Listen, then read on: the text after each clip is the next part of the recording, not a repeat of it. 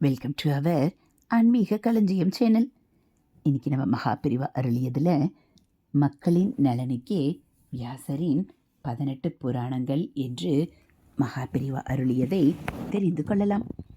5000 ஆண்டுகளுக்கு முன்பு கலியுக ஆரம்பத்தில் வியாசர் புராணங்களை கொடுத்தார் என்பது சாஸ்திரங்களில் சொல்லியுள்ள விஷயம். அவருக்கு முன்பே புராணம் உண்டு. சாந்தோக்கிய உபனிஷத்தில் நாரதர் தாம் அத்தியனம் பண்ணின வித்தைகளின் பெயரை சொல்லும்போது அவைகளில் ஒன்றாக புராணத்தை குறிப்பிடுகிறார்.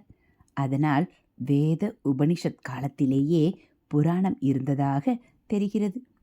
ஜனங்களின் குறைந்த சக்திக்கு ஏற்ற மாதிரி ஏற்கனவே இருந்த வேதங்களை பல சாகைகளாக பிரித்து கொடுத்தது போலவே இந்த 18 புராணங்களையும் எழுதி கொடுத்துள்ளார். வேதத்தில் இருப்பதை எல்லோருக்கும் நன்றாக விளங்க வைப்பதற்காக வேதங்களை வகுத்து கொடுத்த வேதவியாசர் 18 புராணங்களை எழுதிய முதல் ஜேர்னலிஸ்ட், பத்திரிகை எழுத்தாளர். இன்றைய ஜேர்னலிஸ்டுகளுக்கெல்லாம் ஐடியலாக முன்னுதாரணமாக இருப்பவர் என்று நான் நினைக்கிற வழக்கம்.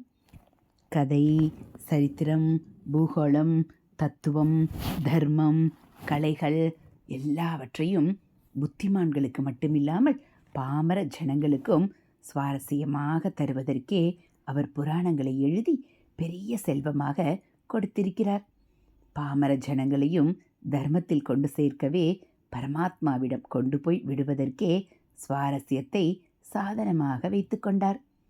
பிரம்ம புராணம், பிராமம், பத்ம புராணம், பாத்மம், விஷ்ணு புராணம், வைஷ்ணவம், சிவபுராணம், சைவம், பாகவதம், நாரத புராணம், நாரதீயம், மார்க்கண்டேய புராணம், அக்னி புராணம், ஆக்னேயம், பவிஷ்ய புராணம், பிரம்ம வைவர்த்த புராணம், லிங்க புராணம், வராக புராணம், வாராகம், ஸ்காந்த மகாபுராணம்,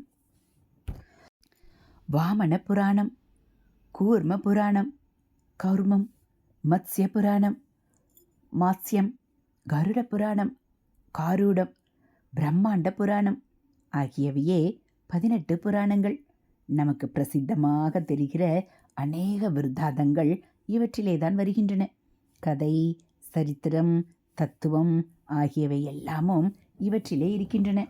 புராணம் என்றாலே கட்டுக்கதை என்றும் சொல்வார்கள். அதிலே ஏதாவது கட்டுக்கதை இருந்தாலும் இருந்துவிட்டு போகட்டும். அது நம் மனதை பகவானிடம் கொண்டு போய் சாந்தப்படுத்துகிறதோ இல்லையோ. பூகோள, கோள வர்ணனைகள், மண்மந்திரம் முதலான கால வர்ணனைகள் எங்கேயாவது தப்பி போனால்தான் போகட்டுமே.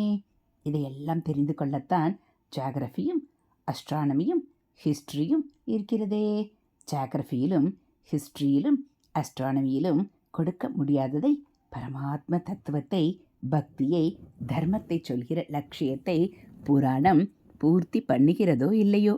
பிரம்மாண்ட புராணத்தில்தான் லலிதா சகசரநாமம் வருகின்றது.